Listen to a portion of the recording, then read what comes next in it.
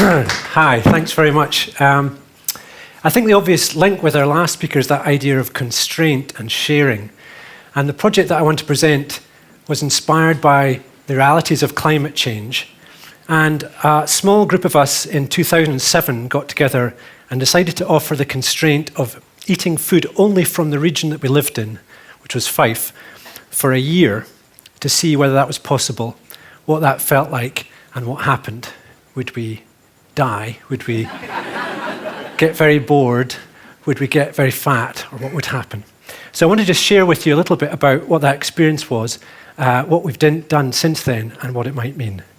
But when we started, we had a lot of journalists interested in this, notably one from the Observer, who described the Fife Diet as a project based in the region of Fife, a small island off the east coast of Scotland. Now, for those of you with a geography background, you'll know there's a problem with that description. But anyway, what the journalists always asked us was, why are you doing this? It's a look of kind of incredulity on their face. So we'll just have a quick look at that. Here's a description of what has been called the absurd UK food swap. And this is what we do each year in the UK. It's a cunning system that we've devised. And I draw your attention in particular to some of the dairy. See the butter here? We export 49,000 tonnes of butter, and then in a cunning move, re-import 47,000 tonnes back into the country. As you can see, we do something similar with fresh milk, which is very clever. And in a move which does raise all kind of questions about ethics and animal husbandry, we also do this with live animals.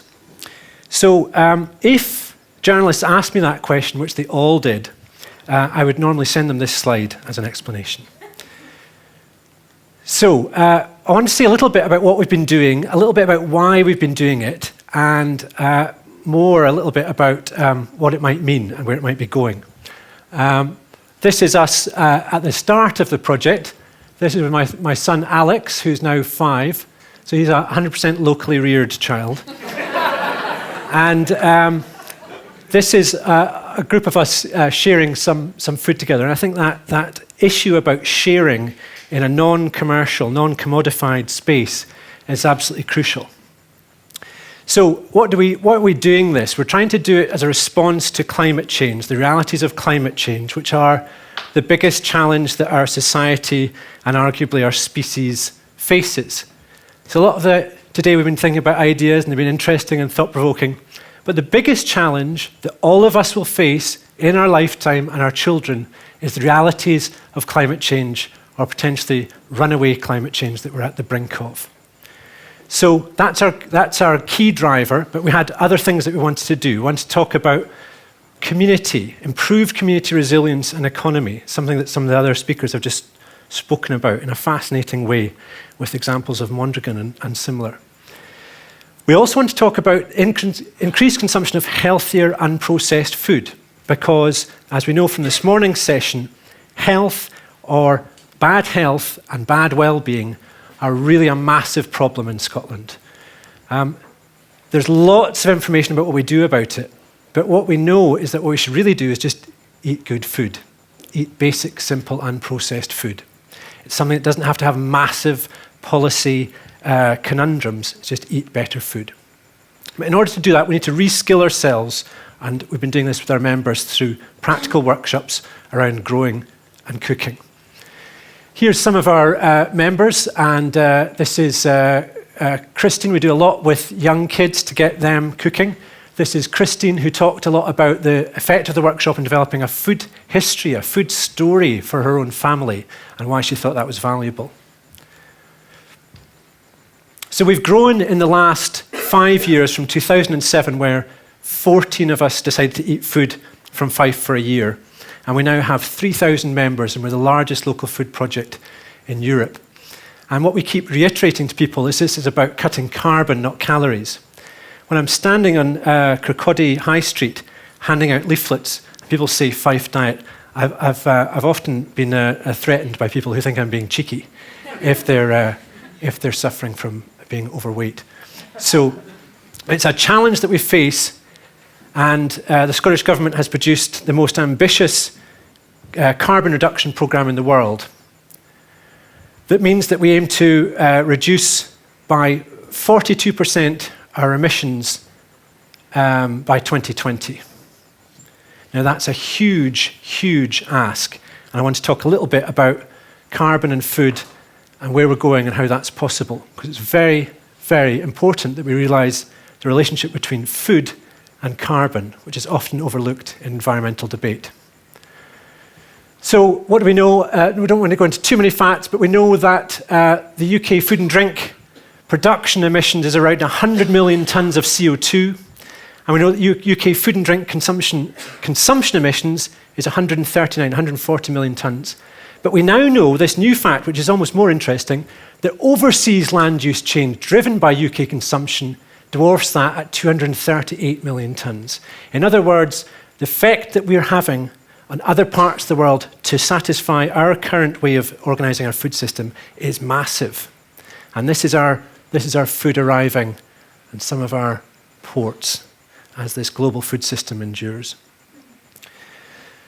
So we know, because of recent reports, that the UK food-related climate emissions are around 30%.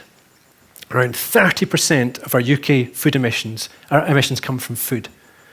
So if we backtrack to that figure, the Scottish Government has a plan of a 42% reduction by 2020, and food makes up 30% of our emissions. Something's got to give. And what's got to give is we've got to transform our food system rapidly. So that's what we're all about. Here's one of our younger members relaxing outside one of our meetings. Part of this is about reclaiming our food culture, because in Scotland, I think we suffer from a form of self-hatred about a lot of our culture. We're not very good, we're very unhealthy, we're a bit rubbish, we can't run our own affairs, what's going on, and all of our food's rubbish. And so a lot of that is about reclaiming that and saying, actually, that's just not true. We produce some fantastic produce.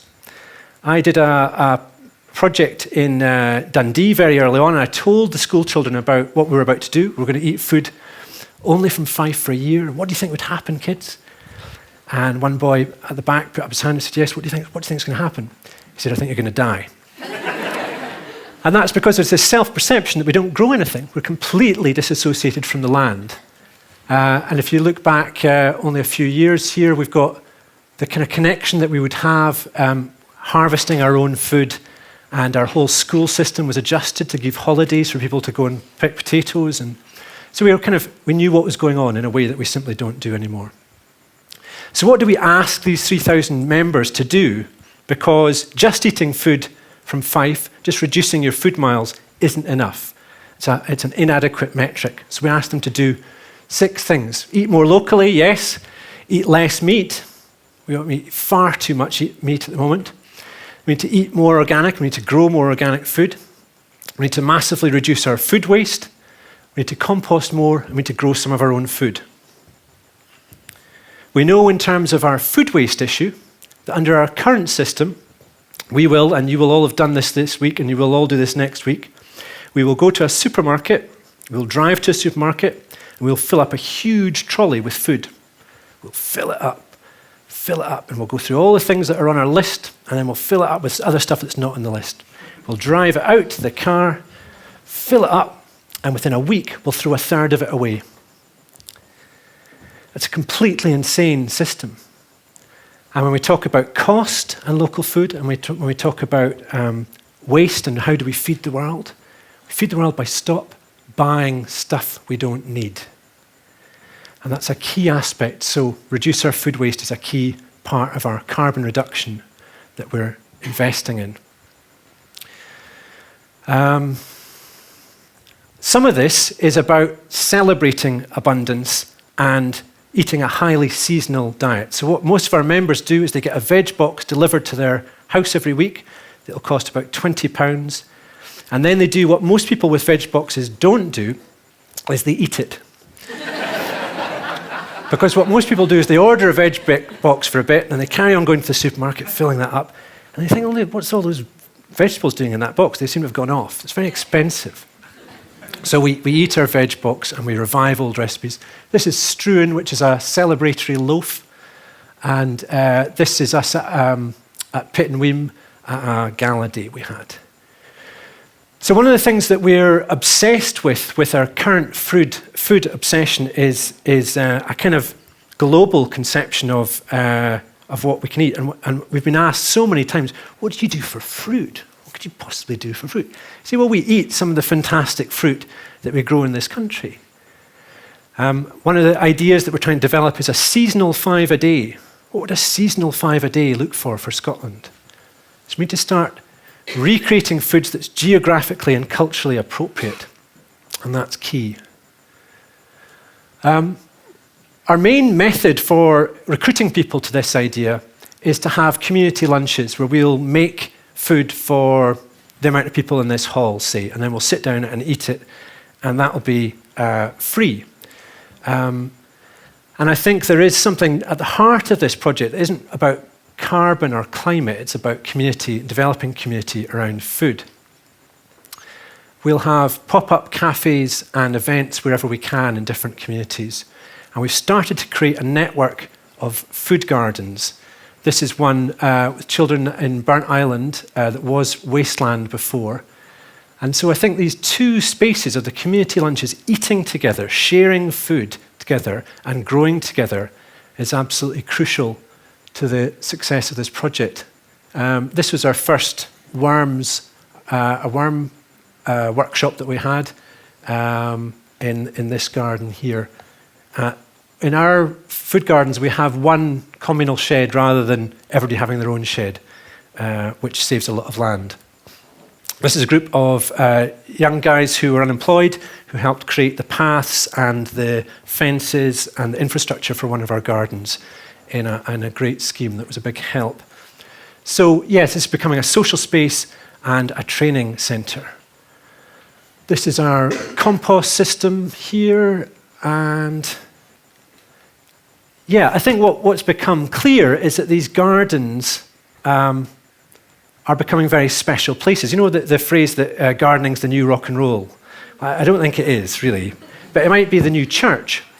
And what I mean by that is that there's a kind of haven from commercial activity because we are surrounded by commercial activity, the business world, and a kind of commodification of everyday life. And so the space for people just to be and dig a bit, I think is really, really crucial. I think that the growth in allotments and in gardening is more about that kind of sanctity than it is about successful fruit and veg growing. So we need to think about why do people need that space and what's going on there. So what are the lessons that we're learning from this? Why are people interested in this? Why are people responding?